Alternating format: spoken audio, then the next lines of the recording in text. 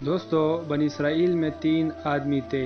ان میں سے ایک آدمی کے چہرے پر برس کے داغ تھے، دوسرے کے سر پر بال نہیں تھے اور تیسرا آنکھوں سے اندھا تھا۔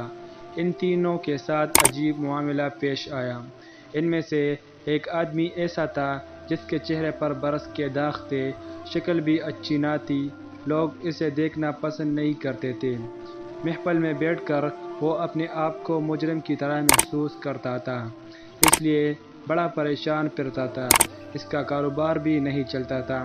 اس کے پاس ایک آدمی آیا اور آ کر اس آدمی نے کہا کہ بتاؤ کہ تمہاری کوئی پریشانی ہے؟ یہ کہنے لگا، ہاں بڑی پریشانی ہے۔ پوچھا، کون سی پریشانی ہے؟ وہ کہنے لگا، اللہ تعالیٰ میرے برس کے داغ ٹھیک کر دے، میرا چہرہ اس قابل ہو کہ میں لوگوں میں عزت کے ساتھ بیٹھ سکوں، اور اللہ تعالیٰ میرا کاروبار ٹھیک کر دے تاکہ میں عزت کی روزی کھا سکوں، میرے لیے یہی کافی ہے۔ چنانچہ اس آدمی نے دعا کی، اللہ تعالیٰ نے اس بندے کی برس کی بیماری کو دور کر دیا اور اسے ایک اونٹی عطا کی۔ اونٹی کی نسل اتنی بڑی کہ ہزاروں اونٹوں اور اونٹیوں کا مالک بن گیا۔ اس کا شمار امیر آدمیوں میں ہونے لگا۔ پھر وہ آدمی دوسرے کے پاس گیا جس کے سر پر بال نہیں تھے۔ لوگ اس کا مذاق اڑاتے رہتے تھے اور اسے گنجا کہتے تھے۔ کاروبار بھی اچھی نہیں تھی، لہٰذا پریشان بھی رہتا تھا۔ اس آدمی نے پوچھا، سناؤ بھائی، تمہارا کیا حال ہے؟ وہ کہنے لگا، بس ایک تو سر پر بال نہ ہونے کی وجہ سے پریشان ہوں اور دوسرا کاروبار نہ ہونے کی وجہ سے پریشان ہوں۔ اس آدمی نے کہا، اچھا اللہ تعالیٰ تمہارے سر پر خوبصورت بال اگا دے کہ تم دیکھنے میں خوبصورت نظر آؤ، اور اللہ تعالیٰ تمہیں اچھا کاروبار عطا کرے۔ چنانچہ اس کے سر پر خوبصورت بال آ گئے اور اللہ تعالیٰ نے اس کو ایک گائے عطا کی۔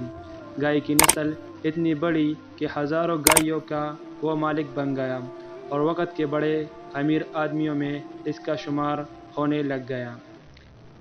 پھر وہ آدمی تیسرے کے پاس گیا اور پوچھا کہ سناؤ تمہارا کیا حال ہے؟ اس نے کہا، میں تو آنکھوں سے اندھا ہوں، میں تو ٹھوکریں کھاتا پھرتا ہوں، میں تو لوگوں سے بھیک مانگتا پھرتا ہوں، میری بھی کیا زندگی ہے؟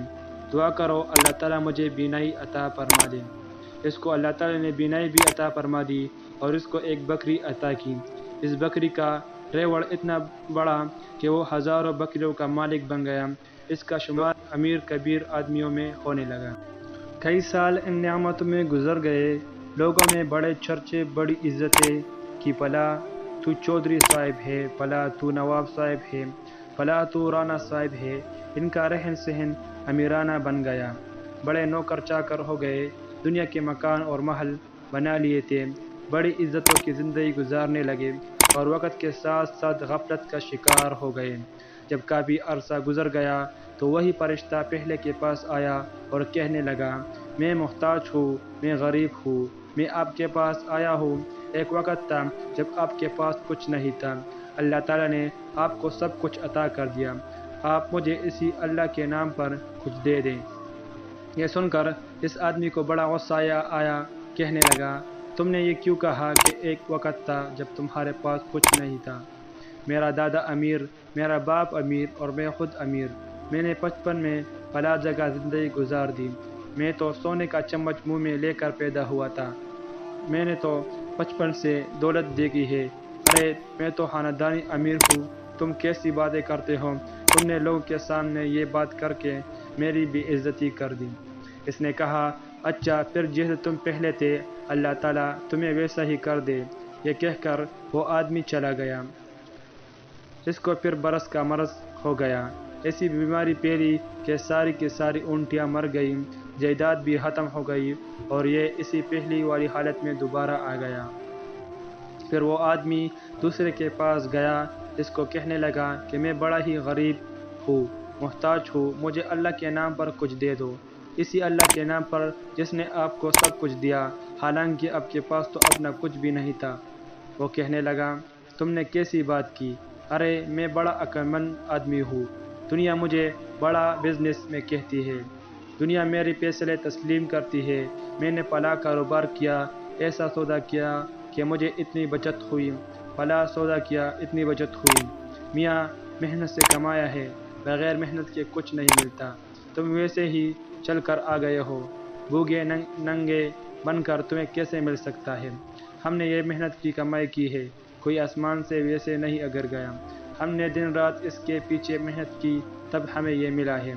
جب اس نے اس قسم کی باتیں کی تو یہ آدمی کہنے لگا، اچھا جیسے تم پہلے تھے پھر اللہ تعالیٰ تمہیں ویسا ہی کر دے۔ جب اس نے بد دعا کر دی تو اس کی گائے سب کی سب مر گئی، جائیدادیں نقصان کا شکار ہو کر ہاتھوں سے نکل گئی، اس کے سر کے بال بھی گر گئے، جس حالت میں پہلے تھے اس حالت میں وہ دوبارہ ہو گیا۔ پھر وہ تیسرے آدمی کے پاس گیا اور اس سے جا کر کہا کہ میاں میں محتاج ہوں، میں غریب ہوں، مجھے کچھ دے دو، اسی اللہ کے نام پر جس نے آپ کو سب کچھ دیا، حالانکہ آپ کے پاس تو کچھ بھی نہیں تھا۔ جیسے ہی اس نے یہ بات کہی، اس آدمی پر عجیب سی کیفیت طاری ہوئی، آنکھوں سے آنسو آنے لگے اور وہ کہنے لگا، بھائی تم بالکل ٹھیک کہتے ہو، میں تو اندھا تھا، میں تو لوگوں کے سامنے ہاتھ پھیلایا کرتا تھا، میری دنیا ویران تھی، میں بھیک مانگتا تھا، لوگوں کے سامنے کشکول پکڑ کر جایا کرتا تھا۔